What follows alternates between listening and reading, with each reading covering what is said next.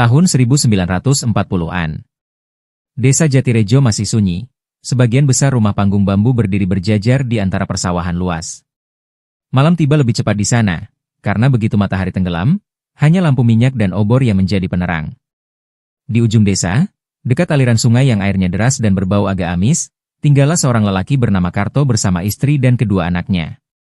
Orang-orang biasa memanggilnya Mbah Karto, bukan karena usianya tua, melainkan wajahnya yang keras dan letih membuatnya tampak lebih tua dari umur sebenarnya. Mbah Karto mencari nafkah dengan membuat tahu secara tradisional. Ia merendam kedelai, menumbuknya dengan lesung, lalu merebus dan mencetaknya sendiri. Setiap pagi ia mengangkut tahu dengan keranjang bambu, berjalan kaki ke pasar kecamatan. Namun, dagangannya sering tersisa banyak. Pembeli lebih memilih tahu dari pedagang lain yang lebih enak dan lebih tahan lama. Di rumah, istrinya, Embok Sarti, sering menangis diam-diam. "Karto, kita tidak bisa terus begini," keluhnya suatu malam sambil menimang anak bungsu mereka yang masih berusia 3 tahun. Beras tinggal segenggam. Anak-anak sering kelaparan. "Aku sudah habis cara." Karto terdiam, menatap wajah anak sulungnya yang kurus, matanya cekung, duduk di pojok rumah memeluk lutut. Rasa bersalah menusuk dadanya. Sebagai kepala keluarga, ia merasa gagal. Beberapa minggu kemudian, kabar beredar bahwa seorang pedagang di pasar tiba-tiba kaya raya setelah berobat pada seorang dukun bernama Ki Joyo. Dukun itu tinggal di pinggir hutan, dekat rawa angker yang jarang dilewati orang. Banyak cerita menyeramkan tentang Ki Joyo. Katanya ia bisa memanggil makhluk halus, mengikat jin penunggu sungai, bahkan memanggil hujan darah. Awalnya Karto ragu. Tapi rasa lapar anak-anak lebih kuat dari ketakutannya. Malam itu, ia memberanikan diri menemui Ki Joyo. Rumah dukun itu gelap, hanya diterangi lampu minyak berwarna merah. Bau dupa bercampur bau tanah basah menusuk hidung. Ki Joyo duduk bersila, tubuhnya kurus, wajahnya penuh keriput, tapi sorot matanya tajam seolah menembus isi hati orang. "Sampean datang membawa beban besar Karto," suara Ki Joyo serak namun jelas. Karto kaget. Ia belum sempat bicara, tapi seakan-akan Ki Joyo sudah tahu maksud kedatangannya. "Ada jalan untukmu. Jalan yang tidak semua orang berani jalani. Sungai di belakang rumahmu itu bukan sungai biasa. Ada penunggunya. Makhluk itu haus darah, tapi bisa memberimu kekayaan. Jika kau berani, tahu buatanmu akan disukai semua orang, rezekimu lancar, anak istrimu tidak akan kelaparan lagi." Karto menelan ludah. "Apa? Apa syaratnya, Ki?" Ki Joyo tersenyum dingin. "Syaratnya sederhana. Setiap 10 tahun sekali, kau harus memberi tumbal manusia. Jika tidak, seluruh keturunanmu akan hancur, pabrikmu bangkrut, dan hidupmu lebih sengsara dari sekarang." Karto resah selama berhari-hari. Ia tidak bisa tidur. Bayangan anak-anaknya yang kelaparan membuat hatinya goyah. Malam-malam ia duduk termenung di pinggir sungai, memperhatikan arus deras yang hitam pekat. Suara jangkrik dan kodok berpadu dengan desir angin, membuat suasana makin mencekam. Akhirnya, dengan putus asa, Karto menemui Ki Joyo lagi. Aku mau melakukannya," katanya lirih, nyaris berbisik. "Baik," jawab Ki Joyo. "Tapi untuk membuktikan kesungguhanmu, tumbal pertama harus dari darah dagingmu sendiri. Anakmu sendiri." Karto terhenyak. Jantungnya berdentum keras. Tidak. "Ki, jangan anakku." Ki Joyo mendekat, matanya menyala tajam. "Kalau kau mundur sekarang, jangan harap umurmu panjang. Kau sudah mengetuk pintu dunia gaib, Karto. Sekarang hanya ada 2 pilihan, kau memberi tumbal, atau kau yang ditumbalkan." Malam itu, di bawah cahaya bulan sabit, ritual dilakukan di tepi sungai. Ki Joyo menyiapkan sesajen, kepala kambing, bunga 7 rupa, kendi berisi darah ayam. Dupa dibakar, asapnya membentuk pusaran ke langit. Karto berdiri dengan tubuh gemetar, memeluk anak sulungnya yang tertidur lelap. Gadis kecil itu tidak tahu apa yang akan terjadi. Air sungai tiba-tiba bergolak, meski angin tidak berembus. Dari pusaran muncul sepasang mata merah, besar dan menyala, menatap lurus ke arah Karto. Suara bergema keluar dari air, berat dan menyeramkan. "Apakah kau siap menyerahkan tumbal, manusia?" Karto ingin berlari, ingin menjerit. Tapi tubuhnya kaku, lidahnya keluh. Ki Joyo menepuk bahunya, menyuruhnya menjawab. Dengan suara bergetar, ia berkata, saya siap. Lemparkan darah dagingmu ke dalamku. Dan mulai malam ini, rezekimu akan mengalir deras seperti air sungai ini. Air mata Karto jatuh. Dengan tangan gemetar, ia meletakkan anaknya ke atas rakit bambu kecil yang sudah disiapkan.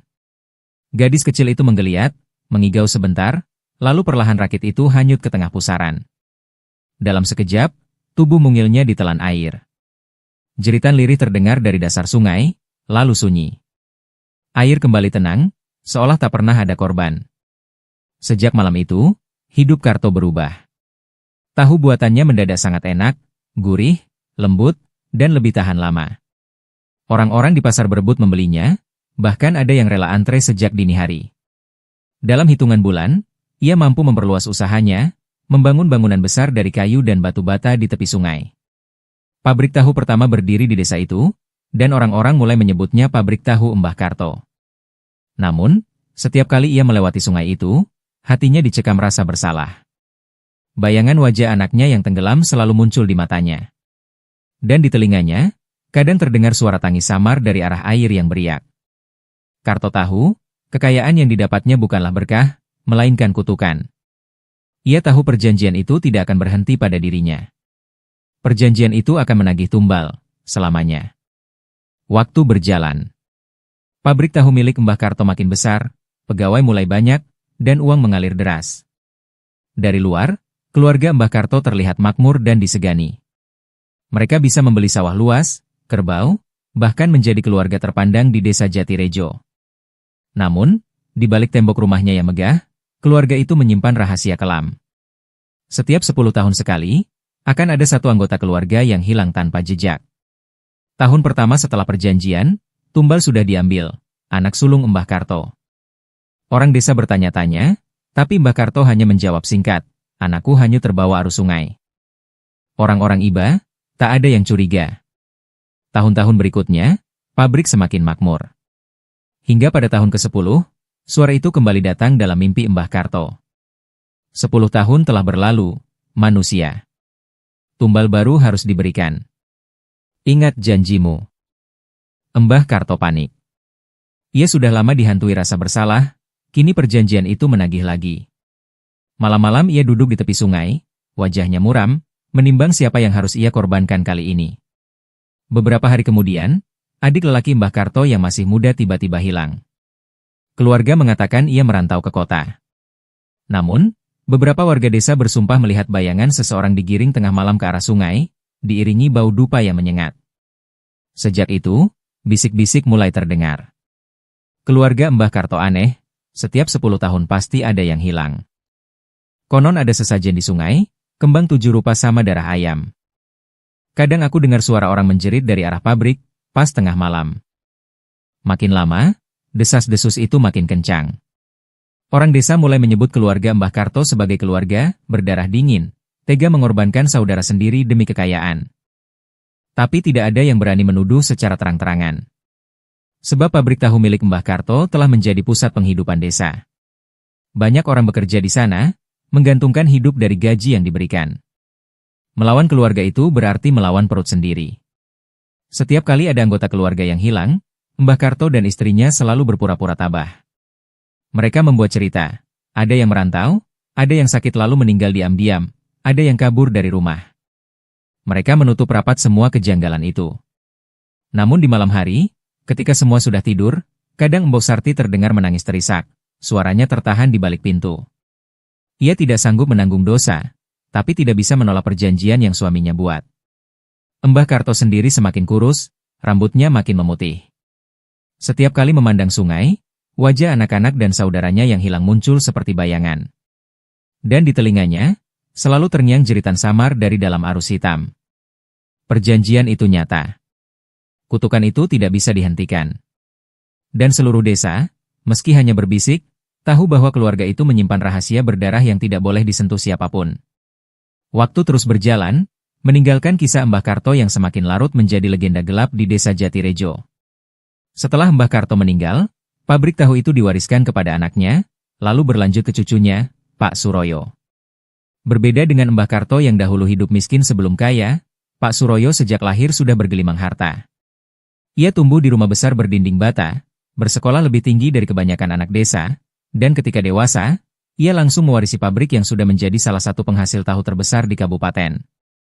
Pabrik tahu kini bukan lagi bangunan kayu sederhana, melainkan gedung besar dengan mesin giling, belasan tungku, dan puluhan pekerja. Asap mengepul setiap hari dari cerobong, dan aroma khas rebusan kedelai memenuhi udara desa. Hampir separuh warga Jatirejo menggantungkan hidupnya pada pabrik itu. Ada yang menjadi tukang angkut, ada yang jadi penggiling, ada pula yang mengurus distribusi. Karena itu, Pak Suroyo dihormati. Ia dikenal dermawan. Ia sering membagikan sembako saat lebaran, membantu warga yang sakit, bahkan menyumbang besar ketika masjid diperbaiki. Banyak orang menganggapnya pemimpin desa yang tidak resmi. Namun, ada sesuatu yang tidak pernah bisa disembunyikan dari wajahnya. Menjelang tahun ke-10 sejak tumbal terakhir, wajah Pak Suroyo selalu berubah muram. Tatapannya kosong, senyumnya kaku, langkahnya berat. Orang-orang desa yang sudah tua diam-diam tahu artinya. Waktu tumbal hampir tiba. Warga desa sebenarnya tak buta. Mereka sadar ada yang aneh dengan keluarga Mbah Karto sejak dulu. Setiap 10 tahun sekali, selalu saja ada anggota keluarga yang hilang tanpa jejak. Entah itu anak, keponakan, atau cucu. Berita hilangnya selalu ditutup dengan alasan yang serupa. Pergi merantau, pindah ke kota, atau menikah jauh. Namun, warga tetap menyimpan tanda tanya. Kalau benar merantau, kenapa tak pernah kembali, bahkan saat orang tua mereka meninggal? Kenapa tak ada surat, kabar, atau sekadar telepon? Bisik-bisik itu semakin kuat saat beberapa warga mengaku pernah melihat sesajen di tepi sungai, berupa kepala ayam hitam, bunga 7 rupa, dan dupa yang masih mengepul. Bahkan, ada seorang pemuda yang nekat lewat dekat pabrik tengah malam, mengaku mendengar jeritan panjang dari arah gudang tahu. Jeritan yang terdengar begitu memilukan, seperti seseorang yang sedang meregang nyawa. Tentu saja semua gosip itu ditepis oleh keluarga. Pak Suroyo selalu tersenyum dan menjawab diplomatis, orang desa kadang terlalu banyak berimajinasi. Mungkin suara kucing, atau orang mabuk lewat. Tapi di balik senyum itu, dadanya berdegup kencang. Ia tahu betul bahwa jeritan itu nyata. Pak Suroyo mencintai keluarganya. Ia punya 3 anak dan seorang istri yang setia. Tapi ia juga tahu, perjanjian itu tak bisa diputus begitu saja. Jika ia menolak memberi tumbal, bukan hanya pabrik yang akan runtuh, tapi seluruh darah keturunan keluarga Karto akan binasa. Setiap kali melihat anak-anaknya bermain di halaman rumah, tawa mereka membuat hatinya pedih. Bayangan gelap selalu menghantui pikirannya. Apakah salah satu dari mereka akan menjadi korban berikutnya? Di malam-malam tertentu, saat ia berdiri di depan gudang pabrik yang sunyi, ia mendengar suara bisikan di telinganya. Janji harus ditepati, darah harus dibayar. Bisikan itu begitu nyata, dingin, dan membuat bulu kuduknya berdiri. Malam itu, Pak Suroyo kembali terlelap dengan gelisah. Tubuhnya yang kelelahan tidak mampu menahan kantuk, namun pikirannya berputar tak karuan. Seperti yang sudah-sudah, ia tahu tidur akan membawanya pada mimpi buruk. Dan benar saja, begitu matanya terpejam, ia kembali berdiri di tepi sungai yang hitam pekat. Air sungai tampak tidak mengalir sebagaimana mestinya, melainkan bergolak, berputar membentuk pusaran. Dari dalam pusaran itu muncul kepala hitam besar menyerupai bayangan, tanpa bentuk jelas, hanya sepasang mata merah menyala yang menatapnya tajam. Suara berat, bergema, seperti keluar dari dasar bumi, terdengar. Sudah 10 tahun berlalu, kini waktunya ditepati. Pak Suroyo gemetar, namun mencoba bertanya dengan suara yang nyaris tercekik. Siapa? Siapa kali ini yang kau minta? Bayangan itu mendesis, dan dari pusaran air muncul tangan-tangan kecil berlumuran lumpur, seperti tangan anak-anak yang pernah ia dengar tangisnya di mimpi-mimpi sebelumnya. Suara itu bergema lagi, lebih jelas. Bukan darahmu, bukan anakmu, aku ingin yang lain. Yang lain? Pak Suroyo mengulang, bingung. Seorang gadis, yang masih suci. Darahnya akan mengikat kejayaanmu 10 tahun lagi. Sekujur tubuh Pak Suroyo bergetar. Di satu sisi, dadanya terasa lapang karena artinya anak-anaknya selamat kali ini. Namun di sisi lain, jantungnya berdegup kencang penuh rasa ngeri. Itu berarti, ia harus mencabut nyawa orang yang tak bersalah. Bayangan itu mendekat, Wajah samar-samar terlihat seperti perpaduan antara manusia tua dan binatang buas. Bau amis menusuk hidungnya, membuat perutnya mual. Carilah dia sebelum bulan mati, atau aku akan mengambil lebih dari yang kau sanggupi. Setelah kalimat itu, pusaran air mendadak menyembur tinggi, membuat tubuh Pak Suroyo terhantam deras. Ia terbangun dengan napas terengah, tubuh basah kuyup oleh keringat. Untuk pertama kalinya sejak memimpin pabrik, ia merasa sedikit lega. Anaknya tidak lagi menjadi target. Istrinya, cucunya, semua selamat. Tapi rasa lega itu justru dibalut dengan kegelisahan yang jauh lebih kelam. Ia menatap wajah anak bungsunya yang sedang tidur pulas di kamar, lalu istrinya yang terlelap di sampingnya. Air mata menetes di pipinya. Ya Allah, kenapa harus orang lain yang tak berdosa? Gumamnya dengan suara nyaris tak terdengar. Tapi ia juga tahu, bila menolak, bukan hanya pabrik yang hancur, roh penunggu sungai itu akan menagih dengan cara lebih kejam. Ia pernah mendengar cerita dari kakeknya. Bila tumbal tidak dipenuhi, seluruh keturunan bisa dikirimkan bencana beruntun, bahkan mati mengenaskan satu persatu. Keesokan paginya, seperti biasa Pak Suroyo tetap bekerja di pabrik, mengawasi pekerja, memberi instruksi, bahkan menyapa warga desa yang datang membeli tahu. Senyumnya masih sama, dermawan dan ramah. Namun, di balik itu semua, pikirannya terus dihantui satu pertanyaan yang menyesakan. Gadis desa mana yang akan aku korbankan? Matanya kini selalu memperhatikan setiap anak gadis yang lewat di depan pabrik. Ada yang sedang menimba air, ada yang mengantar sarapan ke ladang, ada yang membantu orang tuanya di pasar.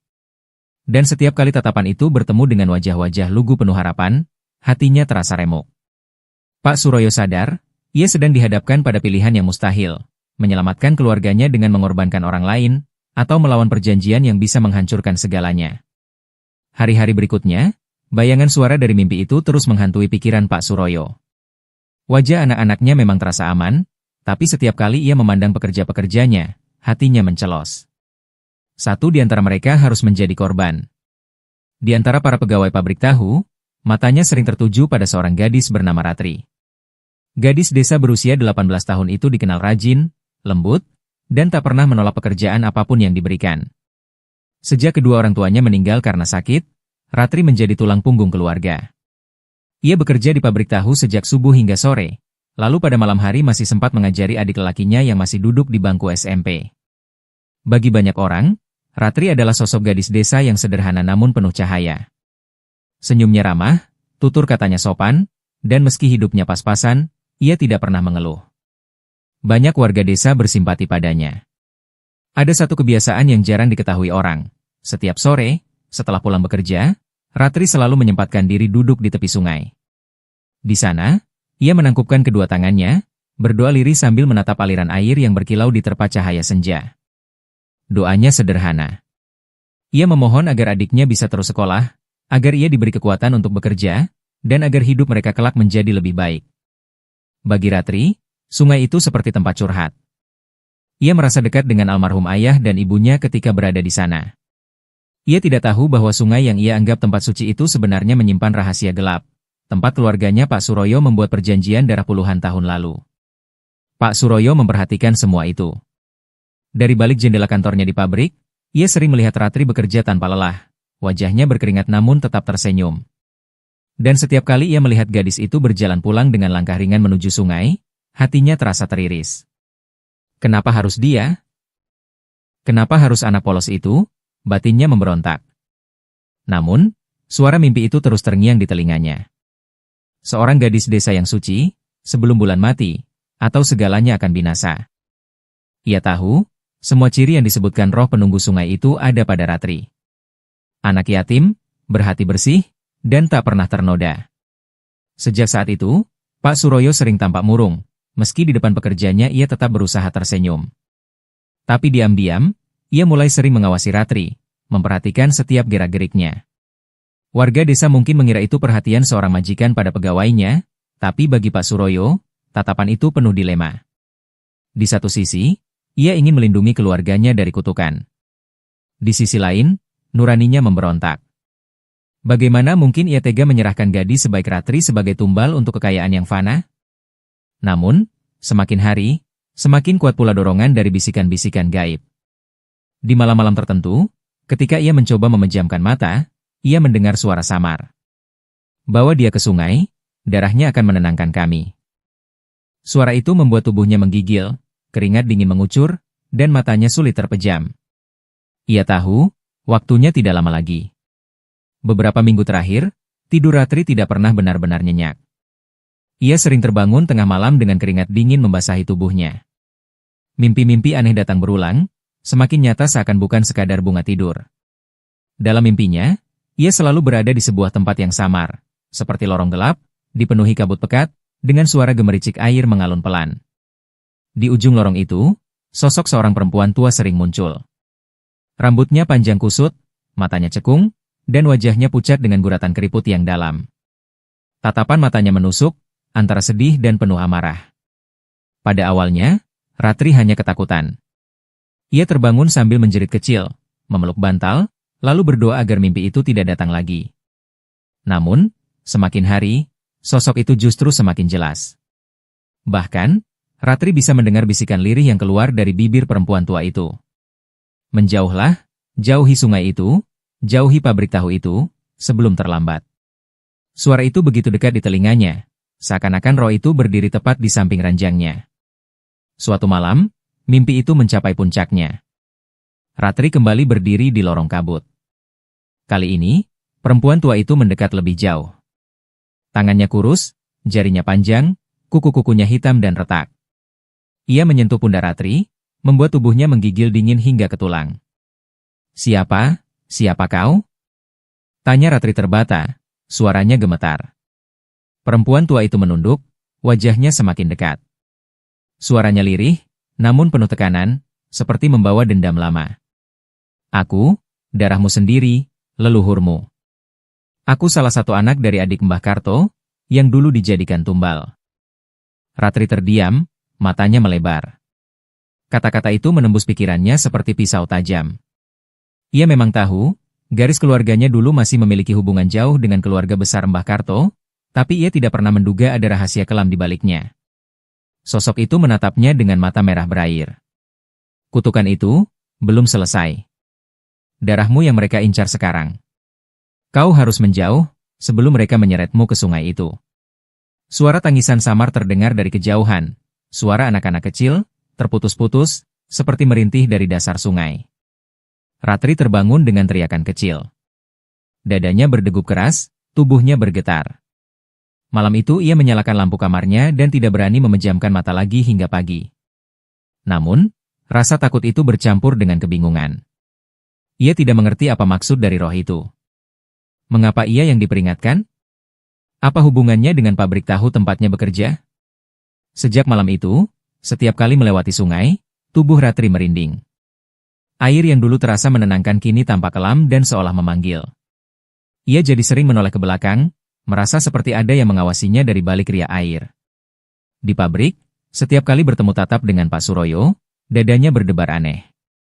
Ia tidak tahu kenapa, tapi tatapan mata juragannya kini terasa berbeda, lebih muram, lebih berat, seakan menyimpan sesuatu yang gelap. Mimpi itu tidak berhenti. Perempuan tua itu terus muncul, semakin sering.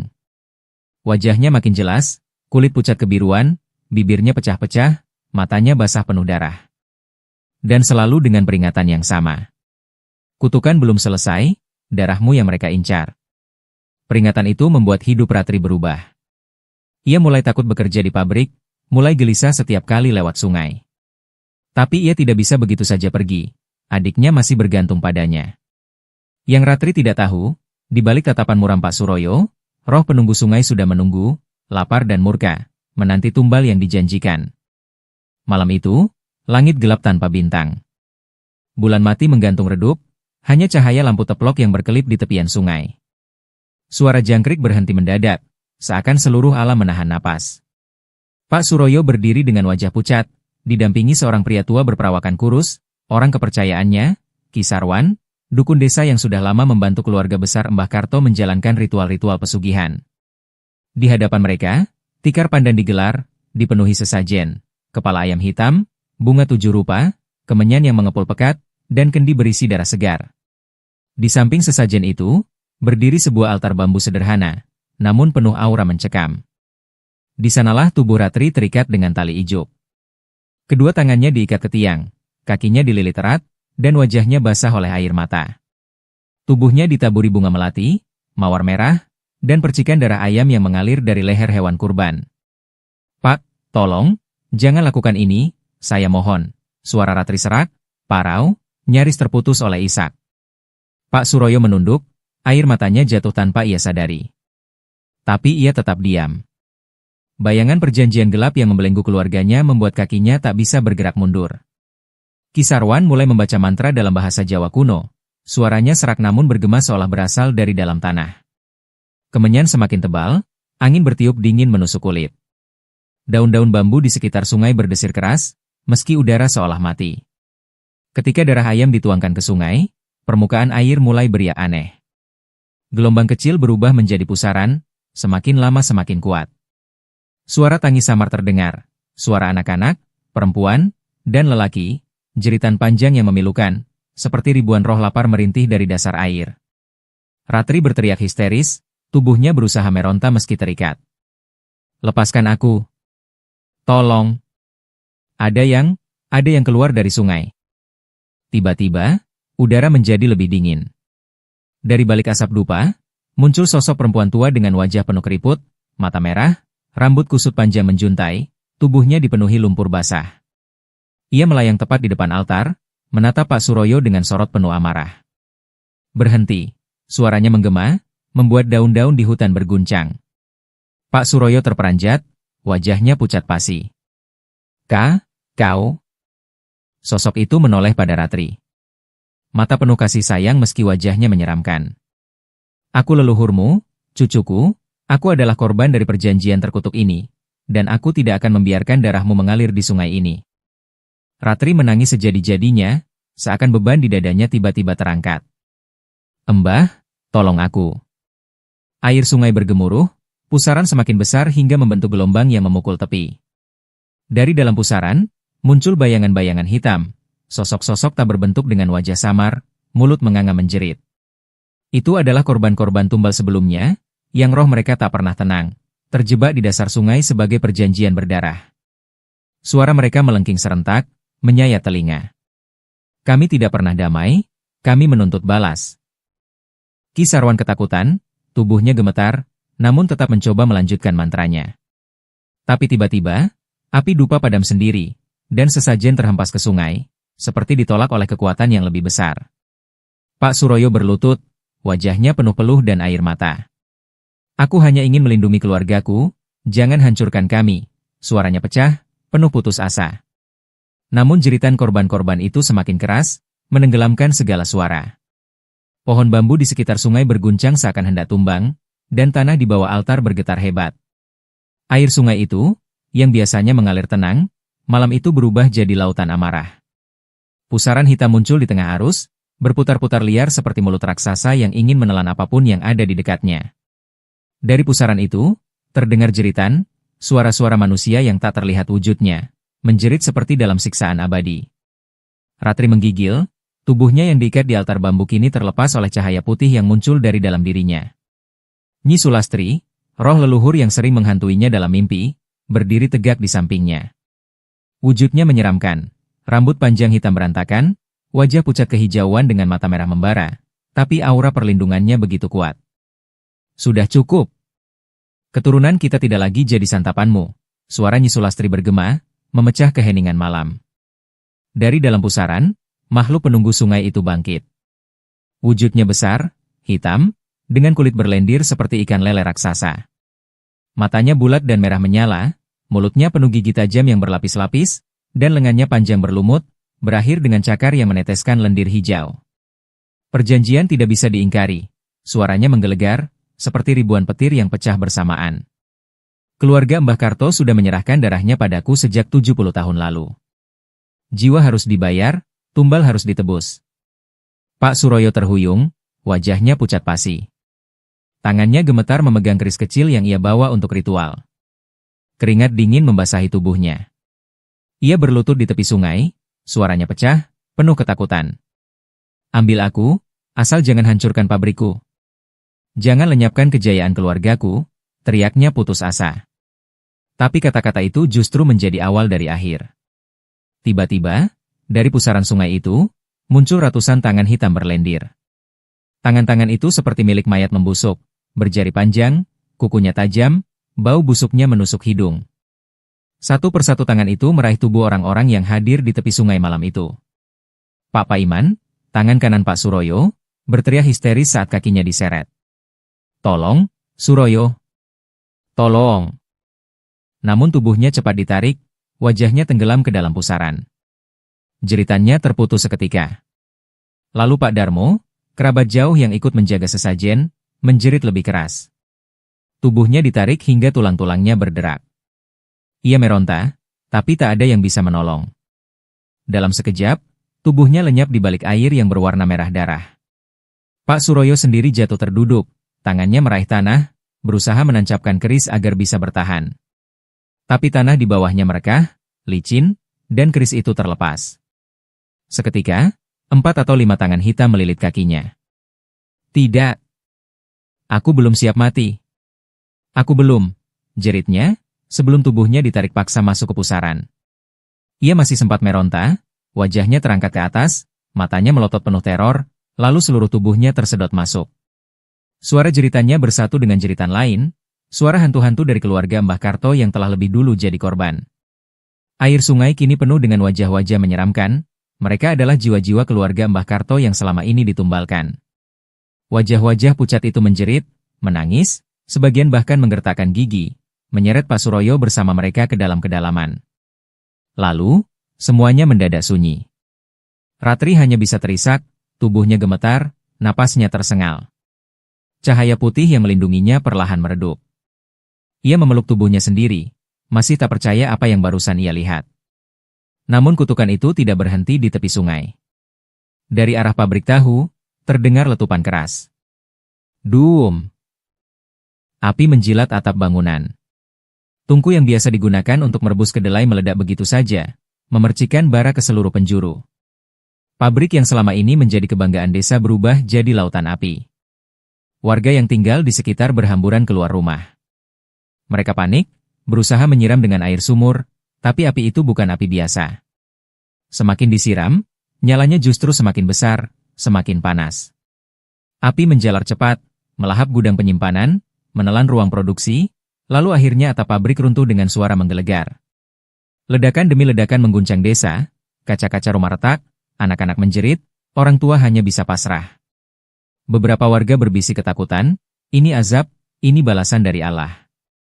Namun ada juga yang hanya bisa terdiam, wajah mereka pucat, enggan menyebut nama keluarga Mbah Karto lagi. Mereka takut kutukan itu akan menular, takut menyebutnya saja bisa mengundang malapetaka. Malam itu, pabrik tahu yang sudah berdiri lebih dari setengah abad habis tak bersisa. Yang tersisa hanyalah puing hangus, bau gosong menyengat, dan asap hitam yang membumbung ke langit seperti tanda kematian. Di tepi sungai, Ratri masih terduduk, menatap kosong ke dalam air yang kini kembali tenang, seolah tak pernah terjadi apa-apa.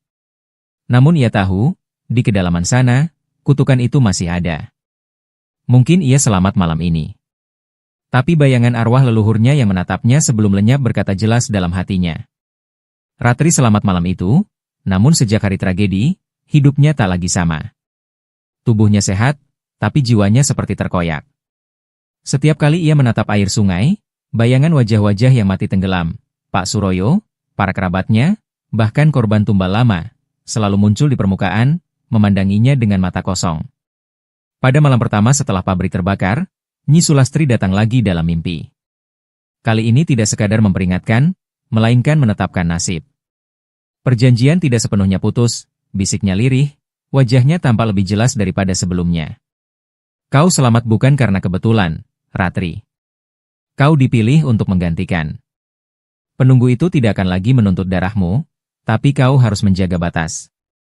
Ratri tertegun. Menjaga? Apa maksudnya? Nyi Sulastri menatap dengan mata merah yang penuh luka masa lalu. Selama sungai ini masih mengalir, akan selalu ada manusia serakah yang mencoba membuat perjanjian baru. Mereka akan datang membawa sesajen, darah, bahkan nyawa. Kau harus menghalangi mereka. Jika tidak, kutukan akan kembali menelan desa. Ratri menggigil. Ia ingin menolak, ingin berlari dari takdir itu. Tapi tubuhnya seakan terikat, bibirnya keluh, hanya bisa menangis dalam mimpi yang kian terasa nyata. Hari-hari berlalu. Dari luar, hidup Ratri tampak normal. Ia kembali bekerja serabutan, berusaha membiayai sekolah adiknya. Namun diam-diam, ia sering menghilang setiap malam bulan purnama. Warga yang melihat mengaku gadis itu duduk di tepi sungai sendirian, menatap air tanpa berkedip berjam-jam. Ada yang memanggilnya, tapi ia tak pernah menjawab. Beberapa kali, pemuda desa yang berniat mencari pesugihan mencoba membawa sesajen ke tepi sungai. Anehnya, selalu ada kejadian aneh yang menggagalkan.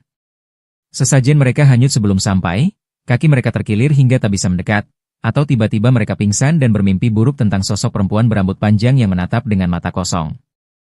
Desa mulai berbisik. Itu Ratri, dia bukan lagi dirinya. Dia sudah jadi penjaga.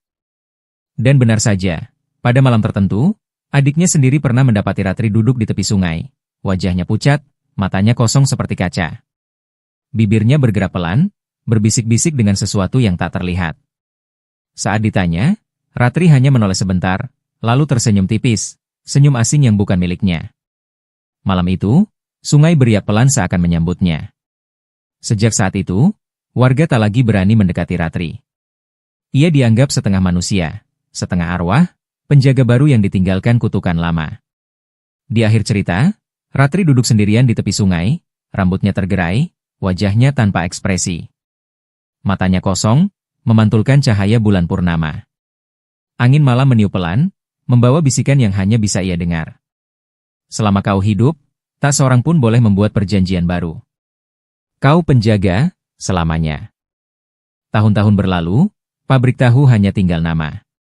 Puingnya tertutup ilalang, bangunannya jadi sarang kelelawar. Warga desa sepakat tidak pernah membangun apapun di atas tanah bekas pabrik itu. Mereka percaya tempat itu sudah terkutuk. Namun satu hal tetap sama, sungai itu. Airnya terus mengalir, tenang di siang hari, tapi menyeramkan saat malam tiba. Orang-orang desa sudah terbiasa menghindarinya setelah gelap.